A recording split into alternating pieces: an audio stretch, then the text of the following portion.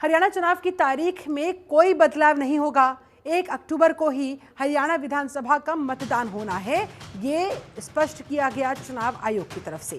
दरअसल बीजेपी ने और आईएनएलडी ने हरियाणा चुनाव की विधानसभा चुनाव की तारीखों में बदलाव की मांग की थी। छुट्टियों को लेकर कहा था कि वीकेंड की लंबी छुट्टियां है, एक छुट्टी लेंगे लोग और 5 दिनों की छुट्टियों पर वो बाहर जा सकते हैं। इस वजह से जो मतदान प्रतिशत है वो प्रभावित हो सकता है। इसके मद्देनजर चुनाव की तारीखों में बदलाव की मांग बीजेपी की तरफ से की गई थी, इनेलो की तरफ से की गई थी, लेकिन फिलहाल चुनाव आयोग ने स्पष्ट कर दिया कि किसी तरह का कोई बदलाव नहीं होगा। चुनाव की तारीख में कोई चेंज नहीं होगा। 1 अक्टूबर पहले तारीख दी गई थी, उसी तारीख को वोट डाले जाएंगे, उसी तारीख को मतदान होंगे।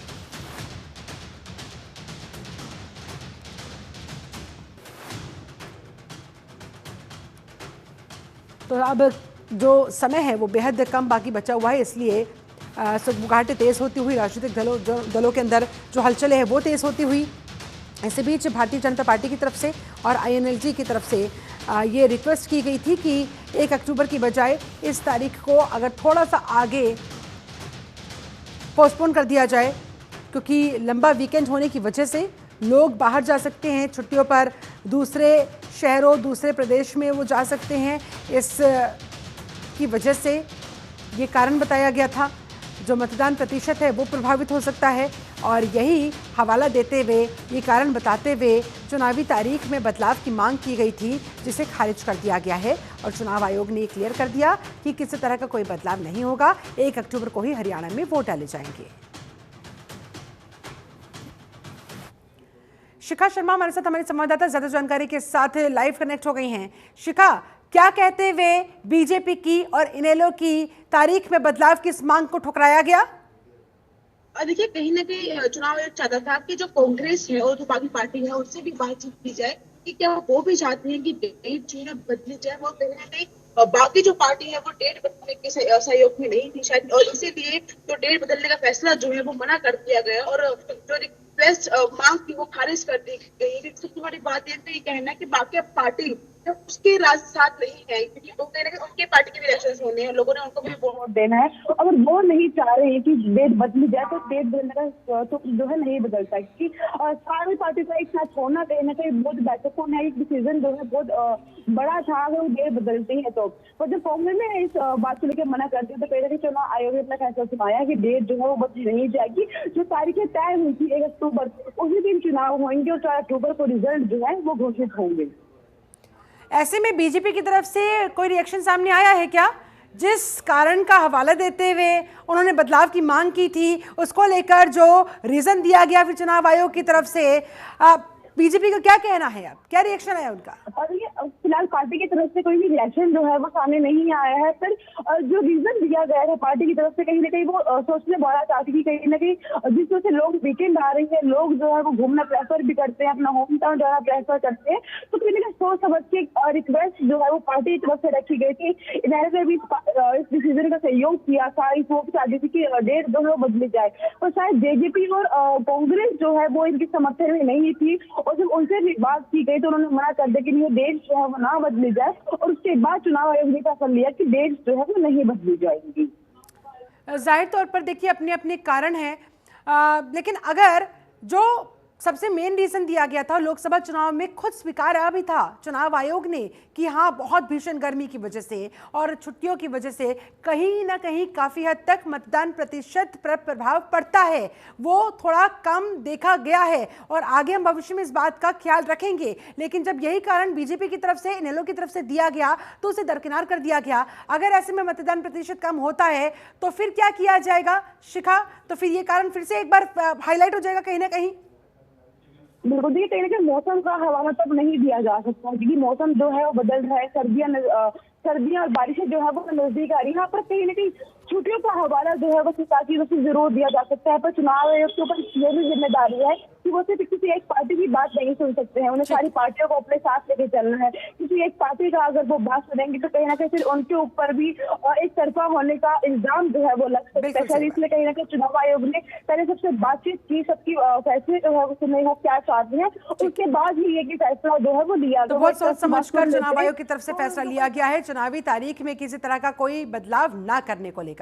शिखा, आप हमारे साथ बने रहे, आगे भी आपसे बातचीत जारी रखेंगे। बात अगली अहम खबर की। दिल्ली में हुई बीजेपी कोर ग्रुप की अहम बैठक। गृह मंत्री अमित शाह, जेपी नड्डा की मौजूदगी में ये बैठक हुई। बीएल संतोष और केंद्रीय मंत्री मनोहर लाल इस बैठक में मौजूद रहे। हरियाणा चुनाव को लेकर इस बैठक में मन हुआ और चर्चा की गई। हरियाणा के विधानसभा चुनाव के मद्देनजर कौन सा चेहरा कितना मजबूत, किस चेहरे पर कितना विश्वास किया जा सकता है, कौन सा दांव खेला जा सकता है, सियासी समीकरणों के हिसाब से जाहिर तौर पर तमाम पहलुओं पर हरियाणा विधानसभा चुनाव से जुड़े हुए इस बैठक में चर्चा हुई होगी। शिखा शर्मा लगातार हमारे साथ जुड़ी हुई है। शिखा, मंथन हुआ, क्या चिंतन हुआ? देखिए, मंथन ये हुआ है कि जिनको टिकटें दी जाए वो उस बात के हकदार जरूर हो, वो जिसको भी ये टिकट मिले वो कहीं ना कहीं इस टिकट को डिजर्व जो है वो जरूर करता हो। शायद इसलिए इतना टाइम लग रहा है कि लोकसभा चुनाव के समय जो गलतियां हो गई वो विधानसभा चुनाव में ना हो। और मुख्यमंत्री नायब सिंह सैनी, पूर्व मुख्यमंत्री मनोहर खट्टर, प्रदेश अध्यक्ष मोहनलाल बडौली और साथ साथ अनिल विज जो है वो भी इस बैठक में शामिल है। अनिल विज को बेहद अच्छी खासी जानकारी जो है वो हरियाणा की राजनीति से वो बहुत अच्छी से वाकिफ है। और सबसे बड़ी बात है कि बहुत से विधायक जो कर सकती है जो आपसी अपने अलग ही राजनीति चला रहे हैं, जो अपने ही अलग ग्रुप लेकर चल रहे हैं, उनकी टिकटें जो है वो जरूर कटेगी, चाहे उनको कितना बड़ा ही नाम क्यों ना हो, चाहे उन्हें काम क्यों ना चाहिए। अभी पार्टी ये ध्यान रखती है कि पार्टी में हर कोई पार्टी को साथ लेकर चले, ना कि अपनी अलग सरकार बना के चले। तो ये सारा मंथन जो है वो आज किया गया और उम्मीद की जा रही है। अच्छा, उम्मीद तो ये भी थी कि उम्मीदवारों के नामों पर फाइनल मोहर लग सकती है, उसको लेकर क्या अपडेट? जी, उम्मीद की जा रही है कि आज मोहर जो है वो लग जाएगी और कल तक 40 से 45 सीटों की लिस्ट जो है वो जा जाएगी और जनता जो है उनको अपने उम्मीदवारों के नाम जो है वो पता लग जाएंगे। कि जितना जल्दी उम्मीदवारों के नाम पता लगे उतना आसान होगा उनके लिए अपना एक माइंडसेट तैयार कर पाना कि वो किस पार्टी के साथ आते हैं, उतना ही आसान होगा उन कैंडिडेट्स के लिए जनता के बीच में जाके अपने लिए वोट मांगना और ये बताना कि पिछले कार्यकाल में उन्होंने क्या काम किया है, कब वो किस साथ खड़े रहे हैं। तो कहीं ना कहीं अब समय जो है वो कम रह गया, इसलिए पार्टी के लिए बहुत जरूरी होता है कि नामों का ऐलान करना। और जाहिर तौर पर देखिए, अब तक तो बीजेपी इंतजार में होगी कि हो सकता है 1 अक्टूबर से चीजें आगे पोस्टपोन हो जाए, चुनावी तारीख में कोई बदलाव हो जाए। अब चूंकि ये क्लियर कर दिया गया है किसी तरह का कोई चेंज नहीं होगा, 1 अक्टूबर मतलब 1 अक्टूबर। 1 अक्टूबर में अब मात्र एक बाकी बचा हुआ है, तो इस दिशा में तेजी के साथ अब तैयारियों को भी आगे बढ़ाती हुई भारतीय जनता पार्टी, इसलिए मीटिंग्स पर मीटिंग्स का दौर लगातार जारी। और देखिए, सिर्फ बीजेपी नहीं, कांग्रेस की जो थी वो शायद वेट कर रही थी शायद की डेट जो है वो आगे बढ़ सकती थी। उनकी जो मीटिंग होनी थी उसकी डेट भी जो है पोस्टपोन कर दी गई, उनके जो नामों का ऐलान था वो आगे पोस्टपोन कर दिया गया। तो कहीं ना कहीं हर एक पार्टी जो है वो शायद वेट कर रही थी कि चलो अगर देश आगे बढ़ जाएंगी तो हमें थोड़े दिन का समय जो है वो और मिल जाएगा। और कांग्रेस हमेशा ये देखती है कि पहले बीजेपी अपने नामों की घोषणा करती है, उसके बाद वो अपनी रणनीति बनाती है और उसके बाद वो अपने नामों का ऐलान करती है। और इस समय चाहे कांग्रेस हो, चाहे बीजेपी हो, चाहे वो इनेलो हो, वो जेजेपी हो, हर किसी के पास अब समय जो है बहुत कम रह गया। हर किसी को अपने नामों की घोषणा जो है वो बहुत जल्दी करनी है कि प्रत्याशी को भी समय चाहिए होता है जनता के बीच में जाके अपने रखने का और उनसे मौका मांगने का। और पार्टी 1 सितंबर को एक बहुत बड़ी रैली जो है वो दिल्ली में होने जा रही है बीजेपी के, जिसमें केंद्रीय मंत्री शामिल रहेंगे, हरियाणा के मंत्री शामिल रहेंगे और बहुत से लोग जो है वो बीजेपी ज्वाइन करने जा रहे हैं। तो 1 सितंबर से पहले भी कहीं ना कहीं और कुछ सीटों की घोषणा जो है वो जरूर करनी पड़ेगी ताकि लोगों के बीच में जब वो वोट मांगने जाए तो किस बेसिस से वोट मांगेंगे, किन लोगों को लेकर वो वोट, ये सब चीजें समय रहते तय करनी होगी और एक पर्टिकुलर स्ट्रेटेजी के साथ मैदान में उतरना होगा। बहुत शुक्रिया आपका शिखा शर्मा, इस पूरी बातचीत के लिए, जानकारी के लिए धन्यवाद आपका। बात अगली बड़ी खबर की, हरियाणा चुनाव से ही जुड़ी हुई। 31 अगस्त को बुलाई जा सकती है कैबिनेट की बैठक। जी हाँ, सूत्रों के हवाले से जानकारी, अंदर खाने से जानकारी सामने आ रही है। सरकार को भंग करने को लेकर फैसला लिया जा सकता है। हरियाणा सरकार ने चुनाव आयोग से बाकायदा इसको लेकर अनुमति मांगी है। ये बड़ी खबर, बड़ी जानकारी। कैबिनेट की अहम बैठक बुलाई जा सकती है 31 अगस्त को और इस बैठक में सरकार को भंग करने को लेकर फैसला लिया जा सकता है। हरियाणा सरकार ने सरकार भंग को लेकर चुनाव आयोग से बाकायदा परमिशन मांगी है। अनुमति मांगी है और जैसे ही अनुमति मिलेगी उस हिसाब से आगे का ये कार्यक्रम, इस बैठक का एजेंडा फिर तय किया जाएगा। अभी तक तो सूत्रों के हवाले से फिलहाल यही बात सामने आ रही है कि 31 अगस्त को होने वाली इस कैबिनेट की बैठक में मेन चीज़ यही रहेगी कि सरकार को भंग करने को लेकर फैसला लिया जा सकता है, क्योंकि अब 1 अक्टूबर को मतदान होगा। नई प्रक्रिया के साथ, नए आंकड़ों के साथ उसके बाद नई सरकार का गठन किया जाएगा। ऐसे में उससे पहले ये जो प्रोसीजर्स होते हैं, ये जो प्रोटोकॉल्स होते हैं, उसके तहत फिलहाल अंदर खाने से ये बात सामने आ रही है। अनुमति मांगी गई है चुनाव आयोग से इस बात को लेकर, सरकार को भंग करने को लेकर। अब जैसे अनुमति मिलेगी उस हिसाब से फिर आगे फैसला लिया जाएगा। उधर करनाल दौरे पर रहेंगे सीएम नायब सिंह सैनी। 30 अगस्त को करनाल जाएंगे सीएम सैनी। बता दें आपको, वहां जन आशीर्वाद रोड शो होगा। सीएम सैनी जिसमें शामिल होते नजर आएंगे। बीजेपी नेता जगमोहन आनंद ने खुद सीएम सैनी के इस दौरे के बारे में जानकारी दी है कि वो 30 अगस्त को करनाल में रहेंगे, करनाल के दौरे पर रहेंगे। करनाल में उनका जन आशीर्वाद रोड शो होगा जिसमें सीएम नायब सिंह सैनी शामिल होते नजर आएंगे। बीजेपी नेता जगमोहन आनंद जिन्होंने खुद सीएम के इस दौरे के बारे में जानकारी दी, इस कार्यक्रम के बारे में जानकारी दी। चुनाव का बिगल बुक चुका है और माननीय मुख्यमंत्री जी 90 की 90 विधानसभाओं में कहीं जन आशीर्वाद रैली कर रहे हैं और कहीं जन आशीर्वाद रोड शो कर रहे हैं। उसी के निमित्त आज करण कमल कार्यालय, जो जिला कार्यालय भाजपा का, यहाँ पर एक बैठक हुई है और उस बैठक में सभी प्रमुख लोग उपस्थित थे।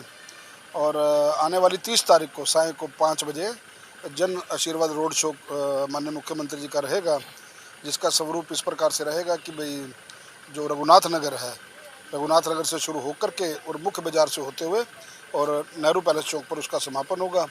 और सारी करनाल की जनता को आपके माध्यम से हम आमंत्रित करते हैं। माननीय मुख्यमंत्री जी जो विकास पुरुष हैं, जिन्होंने इतना विकास किया है इतने अल्पकाल में, 4 महीने के अंदर ही दशा और दिशा बदल दी है।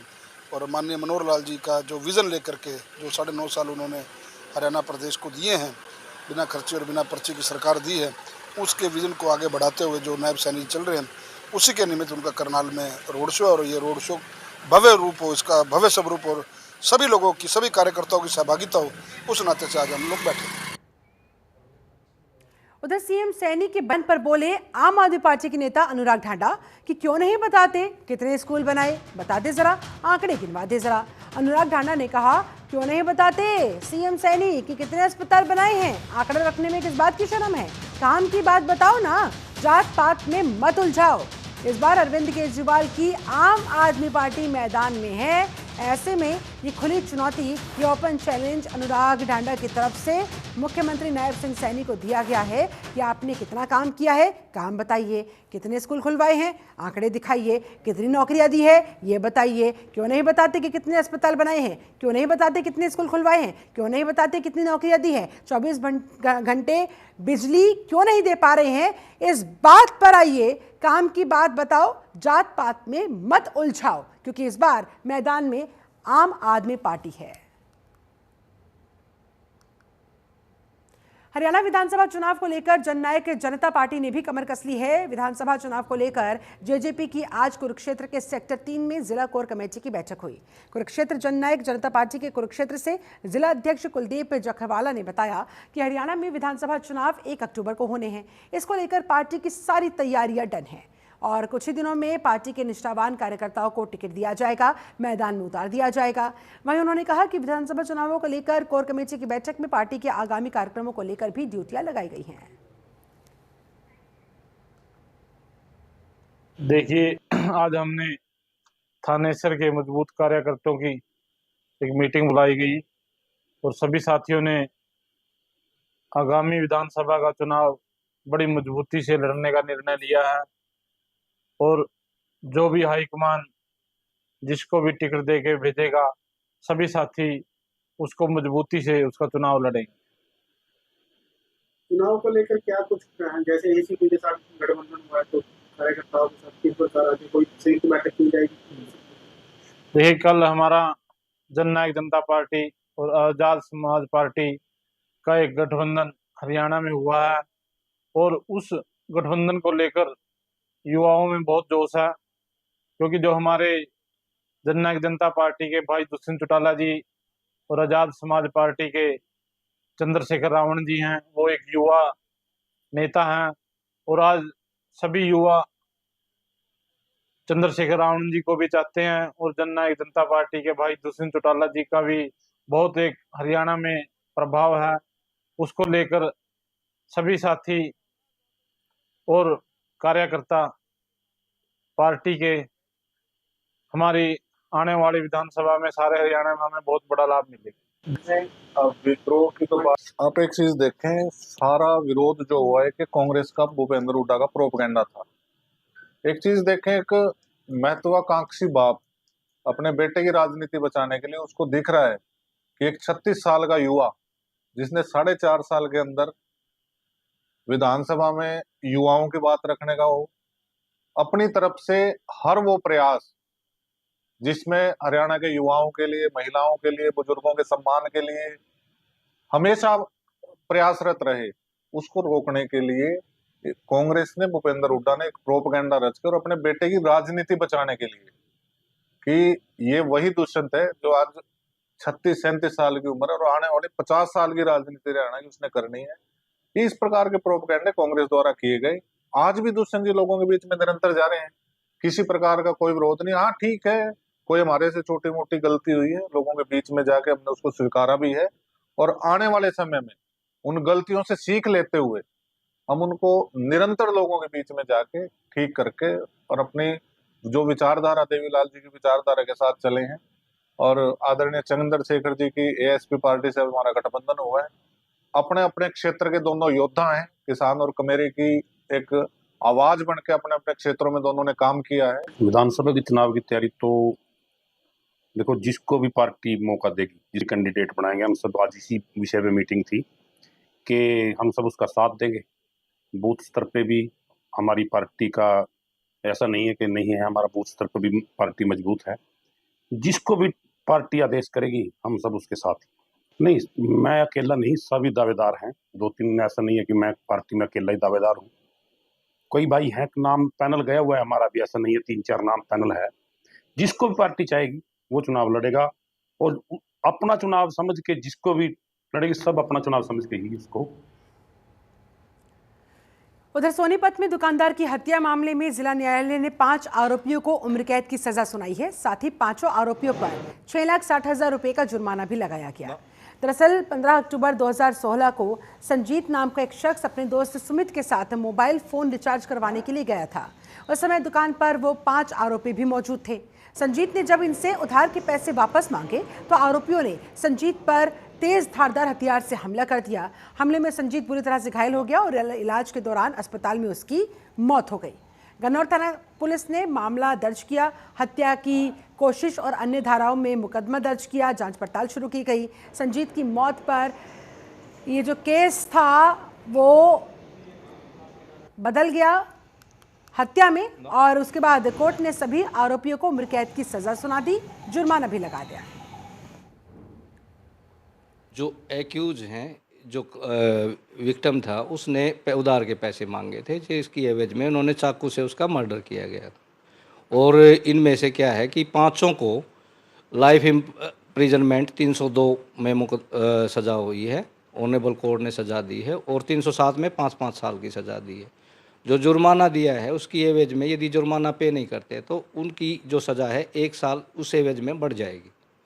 और इसमें क्या है कि एक एक्यूज को बरी किया गया है, जिसमें अब जो मुलजिम है, ये मुलजिम में एक मुलजिम में जो बरी हुआ है और जो सज़ा हुए हैं उनके नाम हैं विकास उर्फ बकरा, सुनील उर्फ सीला और सुमित उर्फ काला और विकास उर्फ बकरा, सुनील उर्फ सीला, और इनको सज़ा हुई है। और जो आगे भी इस मुहिम में जारी रखेंगे, जिस आदमी ने, जिस भी आरोपी ने मर्डर किया है या अपराध किया है उसको ऐसे ही सज़ा दिलवाने में प्रयासरत रहेंगे।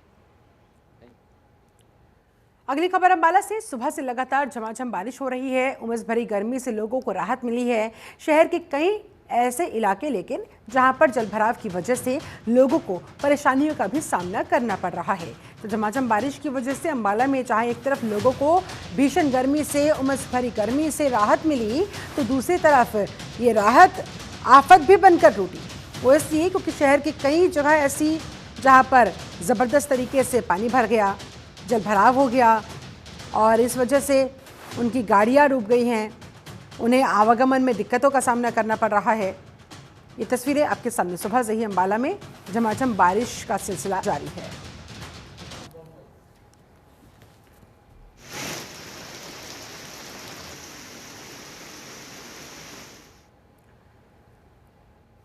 खबर फरीदाबाद से, जहां पर जन सूचना अधिकारी को सस्पेंड कर दिया गया है। हरियाणा भवन नई दिल्ली में रिपोर्ट करने का आदेश दिया गया। आचार संहिता लगने के बाद उसे सस्पेंड किया गया। जिला उपायुक्त से किसी बात को लेकर दरअसल उसकी अनबन हो गई थी और इसी को लेकर मामला लगातार तूल पकड़ता गया, बढ़ता चला गया और ये एक्शन सामने आया है, उसे सस्पेंड कर दिया गया। हरियाणा भवन नई दिल्ली में रिपोर्ट करने का आदेश दिया गया था और आचार संहिता लगने के बाद सस्पेंशन का ये ऑर्डर सामने आया है, उसे सस्पेंड कर दिया गया है।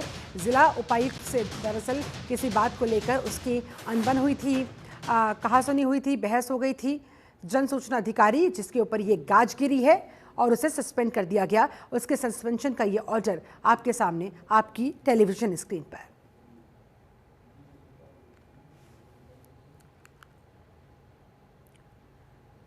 फरीदाबाद के गांव चांदपुर में बीती रात से हो रही बरसात के चलते आज सुबह एक मकान भरभराकर गिर गया। गनीमत रही कि समय रहते परिवार को इसकी भनक लग गई। परिवार के सभी सदस्य घर के बाहर आ गए। मकान लगभग सुबह 5 बजे के आसपास ताश के पत्तों की तरह अचानक से भरभराकर गिर पड़ा, लेकिन मकान के गिरने के चलते घर का सारा सामान जो है वो क्षतिग्रस्त हो गया है, तहस नहस हो गया है और पूरा परिवार बेघर हो गया है।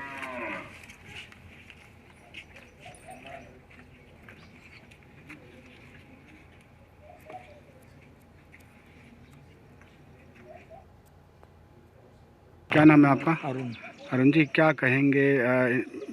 एक गरीब आदमी के सर से छत चली गई है और काफ़ी परेशान है, क्या कहेंगे इसे? हम तो सरकार से गुहार लगाते हैं कि इनका जो माल की और जान की जो भी हानि हुई है उसको सहन करे। हाँ, इनके रहने लायक छत दे। गरीब आदमी है, ये भी मजदूरी करने वाले लोग हैं। जी जी। सरपंच साहब के संज्ञान में है ये बात? सरपंच साहब के संज्ञान में सुबह से है। वो डीसी साहब के पास शायद पहुँच भी गए होंगे, उन्होंने लेटर भी दे दिया है। लेटर दे दिया? हाँ, उन्होंने फोटो से लेटर दे दिया। तो अब कैसे करेंगे ये, अपना गुजर बसर कैसे करेंगे? कुछ ना कुछ तो करना पड़ेगा। चलिए, इसके साथ अपना हरियाणा में फिलहाल बस इतना ही। बने रहे जनतंत्र टीवी के साथ। नमस्कार।